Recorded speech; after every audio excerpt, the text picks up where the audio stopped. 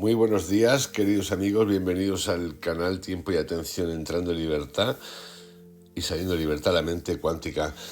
Hoy, gracias a un amigo del canal Stufa, vamos a viajar a un autor, yo lo llamaría de la época psicodélica,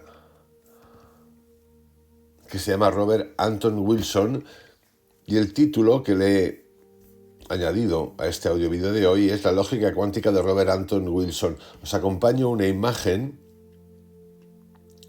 que a mí me llama mucho la atención, porque es como muchas veces quiero y deseo ver el mundo, esa especie de paraíso donde abunda lo verde, lo terrestre, la tierra, es la tierra vista desde fuera que compone esas luces y juegos de colores, la mente humana.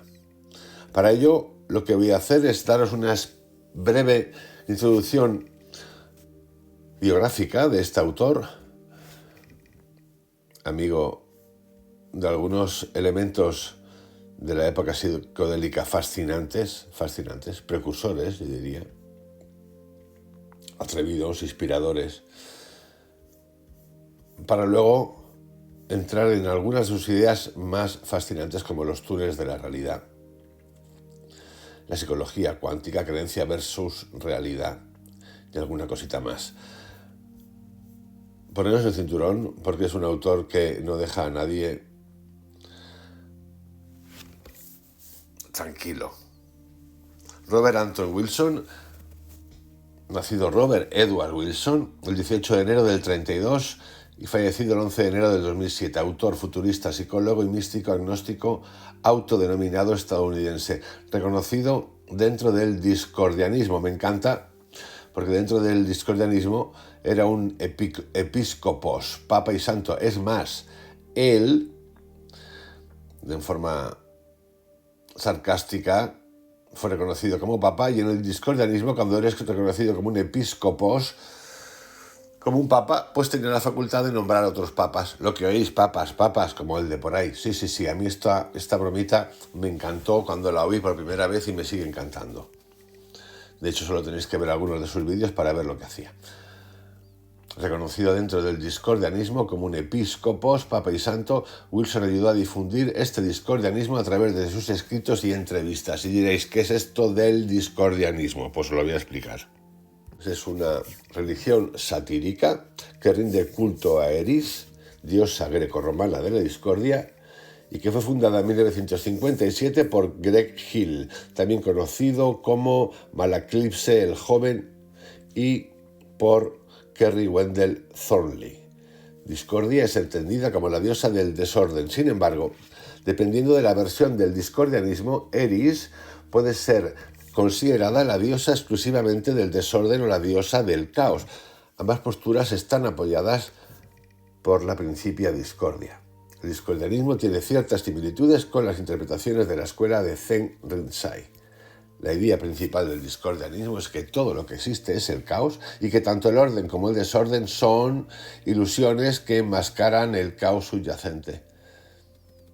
El discordianismo considera el caos como algo positivo, a diferencia de la mayoría de las religiones que prefieren la armonía y el orden.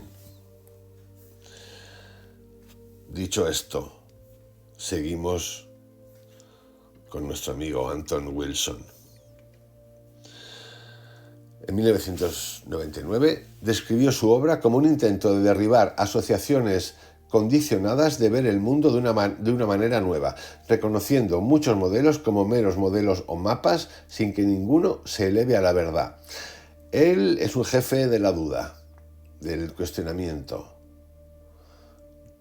Dice que si todos los seres humanos fuéramos un poquito menos creyentes, menos llenos de certezas, el mundo sería un mundo muchísimo más pacífico. El objetivo de Wilson era intentar llevar a las personas a un estado de cuestionamiento. Algunos lo llaman agnosticismo. Me vale, me da igual, de cuestionamiento. No un agnosticismo exclusivo de Dios, sino un agnosticismo de todo, una pregunta constante. Además de escribir novelas de ficción, también escribió libros de no ficción sobre percepción extrasensorial, telepatía mental, metafísica, experiencias paranormales, teorías de conspiración, sexo, drogas y lo que él llamó psicología cuántica. Con él estamos trabajando en este canal, estoy trabajando en este canal con Prometeo Ascendiendo. Fantástico, donde pone hasta ejemplos y ejercicios que os he ido contando en estos días. Tras una carrera en el periodismo y como editor, especialmente para Playboy, Wilson emergió como una destacada figura contracultural a mediados de la década de los 70 con, aquí vienen los nombres, Timothy Leary, os suena, y Terence McKenna. Sí, Ram Dass, Timothy Leary, Terence McKenna, el libro tibetano de los muertos y la psilocibina. Inquieto donde los haya, asistió a escuelas católicas de gramática antes de ser admitido a la selecta Brooklyn Technical High School. Alejado de la influencia católica en el Brooklyn Tech, Wilson se enamoró del modernismo literario de Ezra Pound y James Joyce, de la tradición filosófica occidental y de historiadores innovadores de la época como Charles Baird, de la ciencia ficción como Olaf Stapledon, Robert Heinlein y Theodore Sturgeon, y de la teoría interdisciplinaria de la semántica general de Alfred Korzybski. Ya habéis oído a este autor, la semántica general. Es el siguiente audio que viene, va de esto, de la semántica general, una explicación detallada. Más tarde recordaría que la familia vivía tan bien comparado con la depresión durante este periodo que imaginé que por fin éramos irlandeses de cortina de encaje. Seguimos con esta mini biografía. Después de graduarse en 1950, Wilson trabaja en una sucesión de empleos, incluyendo conductor de ambulancia, asistente de ingeniero, vendedor y auxiliar médico, y absorbió diversas corrientes filosóficas y prácticas culturales, entre las que se encuentran el bebop, el psicoanálisis, Nietzsche y de nuevo Alfred Korzybski, James Joyce, Bertrand Russell, del que he hecho algún audio aquí, Carl Jung, del que hay muchos audios aquí, Wilhelm Reich, Leon Trotsky y Ayn Rand. Fijaros, Ayn Rand y Leon Trotsky son como la noche y el día. Ayn Rand es la libertaria.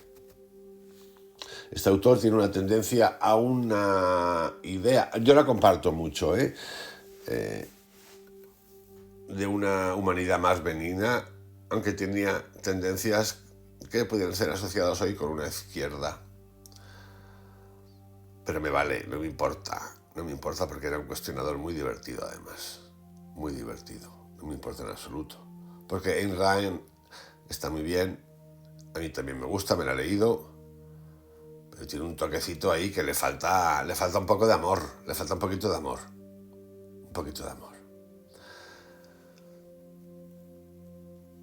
Como veréis, el autor pues probó de todo. Los psicodélicos, después de una experiencia con la marihuana, probó la mescalina. Luego, a finales de los años 50, comenzó a trabajar como periodista independiente y redactor publicitario y adoptó el nombre de su abuelo materno, Anton, para sus escritos, diciéndose a sí mismo que reservaría el Edward para cuando escribiera la gran novela norteamericana o la gran novela americana. Más tarde descubrió que Robert Anton Wilson se había consolidado como una identidad establecida. Y tiene muchos libros, 35 si no recuerdo mal. Uno de ellos una trilogía dedicada a los Illuminati. Entre las muchas subtramas de esa trilogía de los Illuminati, una aborda, por ejemplo, la guerra biológica y la anulación de la Declaración de los Derechos de los Estados Unidos. Otra da un relato detallado del asesinato de John F. Kennedy, en el que no menos de 5 francotiradores, todos trabajando para diferentes causas, se preparan para disparar a Kennedy. Y el clímax del libro se produce en un concierto de rock donde el público enfrenta colectivamente el peligro de convertirse en un sacrificio humano pasivo. Os sonarán todas estas cosas, porque este país lo que tiene es una capacidad para hacer la magia o la ficción realidad fascinante.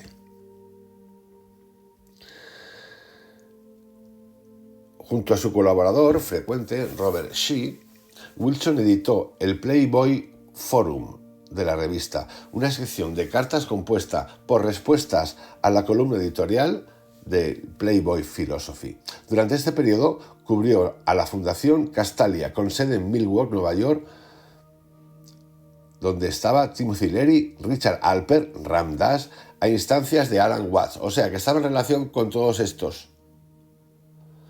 Fue amigo de William Burroughs y Allen Ginsberg y dictó conferencias en la Free University of New York sobre política anarquista y sinergética. En fin, un movimiento revolucionario.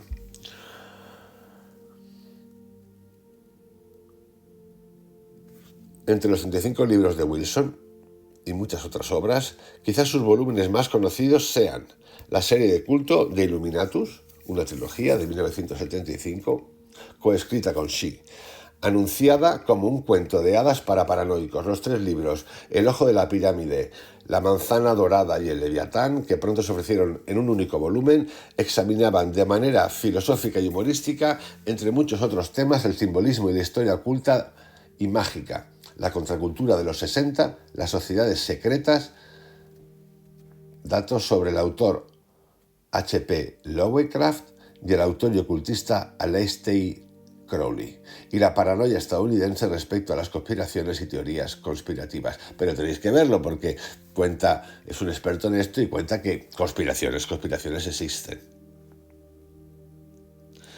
Aunque él juega en una especie de malabarismo entre la conspiración, que él lo lee como una falta de responsabilidad de nosotros que buscamos siempre en el exterior.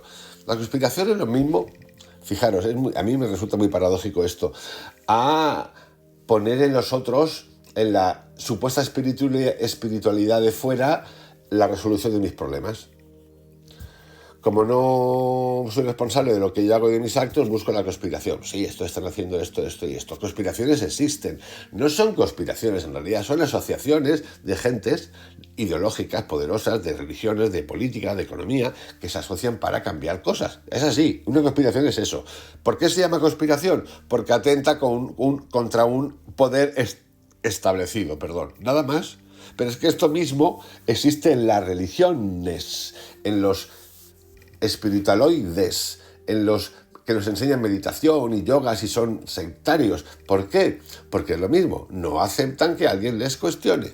Por lo tanto, todo lo que pertenece a esto es conspiratorio. Igual que en la ciencia. La ciencia detecta conspiraciones cuando se les cuestiona. ¿Que hay tan tarambanas? Pues sí, en todos los lados. ¿Pero qué pensáis? ¿Que en la ciencia no hay tarambanas? Claro que hay tarambanas. Hay tarambanas en todos los lados, gente que dice tonterías, sí. Pero una conspiración es una idea que cuestiona a un poder. Eso es una conspiración. O que lo quiere desvelar.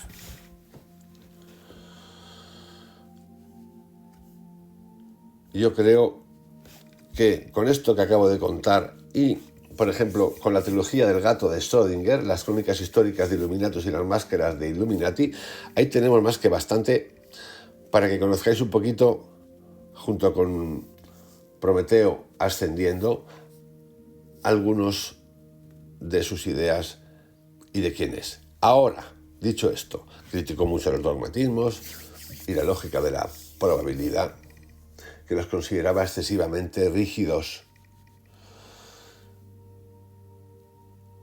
Consideró a científicos con sistemas de creencias excesivamente rígidos y los equiparó con fundamentalistas religiosos por su fanatismo. En una entrevista de 1988, esta es la parte interesante, cuando se le pregunta sobre su recién publicado libro La Nueva Inquisición, el racionalismo irracional y la citadela de la ciencia, comentó lo siguiente: acuñé el término racionalismo irracional porque esas personas afirman ser racionalistas, pero están gobernadas por un conjunto de tabúes muy pesados. Son tan temerosos, hostiles, cerrados, asustados, tensos y dogmáticos. Escribí este libro porque me cansé de satirizar el cristianismo fundamentalista. Decidí satirizar el materialismo fundamentalista por un cambio, porque ambos son igualmente cómicos. Los fundamentalistas materialistas son aún más graciosos que los fundamentalistas cristianos porque creen que son racionales. Nunca son escépticos de nada excepto de aquello contra lo que tienen un prejuicio. Ninguno de ellos dice jamás algo escéptico sobre la Asociación Médica Americana, AMA, o sobre cualquier dogma establecido en la ciencia oficial. Solo son escépticos de nuevas ideas que les asustan. En realidad, están dogmáticamente comprometidos con lo que les enseñaron en la universidad. En otra entrevista de 2003 con la revista High Times se describía a sí mismo como agnóstico de modelos, lo que explicó de la siguiente manera: consiste en no considerar nunca ningún modelo o mapa del universo con un 100% de creencia o un 100% de negación. Siguiendo a Korzybski, el de la semántica general, coloco las cosas en términos de probabilidades, no de absolutos. Mi única originalidad radica en aplicar esta actitud cetética más allá de las ciencias duras como la física y llevarla a las ciencias más blandas y luego a campos no científicos como la política, la ideología, los veredictos de jurados y, por supuesto, las teorías de la conspiración. Wilson afirmó en el Cosmic Trigger, en el volumen 1, que no creía en nada, ya que la creencia es la muerte de la inteligencia. Describió su enfoque como el maybe logic, la lógica del quizás. Y vamos a hablar ahora de los túneles de la realidad y de la atención cuántica. Wilson plantea que cada persona vivimos en un túnel de realidad, un filtro mental creado por creencias, experiencias y lenguaje. Por eso la semántica general aquí es importante. La atención actúa como un colapsador cuántico. Enfocas solo lo que encaja en tu sistema de creencias, ignorando el resto, como un electrón que se comporta como partícula u onda al ser observado. La pregunta que podemos hacernos aquí, o un ejercicio práctico, es el siguiente: ¿qué señales ignoras hoy? ¿Puedes cambiar tu foco y crear un nuevo túnel? Sí. Y el ejercicio que repetí el otro día: visualiza durante un tiempo, 5 minutos, un día sin reloj, usando solo sensaciones. Otro tema importante aquí, interesante, es el tiempo como construcción mental. Wilson critica el tiempo psicológico, como Krishnamurti, ansiedad por el futuro, culpas del pasado, y lo vincula a la física cuántica. El tiempo no es lineal. Revivir un trauma reactiva las mismas neuronas como si viajaras al pasado. Y Wilson reconoce o nos invita a lo siguiente, a una técnica: interrumpir rutinas. Por ejemplo, meditar a horas aleatorias para romper el tiempo o la ilusión del tiempo cronológico. Psicología cuántica, creencia versus realidad. Wilson afirma: nuestras percepciones son apuestas, no verdades absolutas. La mente cuántica opera como un campo de posibilidades. Creer que no puedo reduce la corteza prefrontal, área de selección de problemas. Si temes al fracaso, por ejemplo, tu cerebro buscará prueba de ellos. Pero si te enfocas en soy un solucionador, una solucionadora, para mí, por ejemplo, atraerás oportunidades. Esto es una ley de atracción que tiene que ver con la ciencia. Flexibilidad mental y dogmas. Wilson desmantela los sistemas de creencias rígidos. Ningún mapa, creencia, representa todo el territorio, realidad. Por eso, cuando una religión habla, mi religión, lo que veo, la verdadera, pues no sé, como que acaba de abandonar a unos cuantos. Bueno, esto en plan básico. Invita a lo siguiente: usa metáforas variables. Ejemplo: ¿es la intuición un entrelazamiento cuántico con tu futuro? Y practicar el escepticismo creativo. ¿Y si tu miedo es solo una onda de probabilidad que puedes colapsar? Repito, porque esta es importantísima. ¿Y si tu miedo, mi miedo, nuestro miedo es solo una onda de probabilidad que puedes colapsar?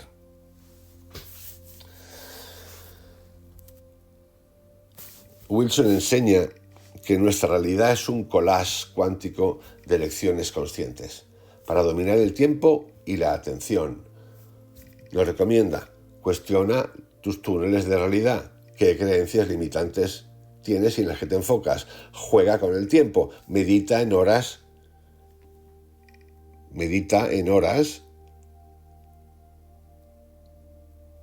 no comunes, pero esta que viene es mejor todavía. Medita, haz el ejercicio de meditación recreando a horas eternos, no en minutos, a horas eternos, o sea, un estado de presencia absoluto, a horas eternos. Me encanta el concepto de a horas eternos.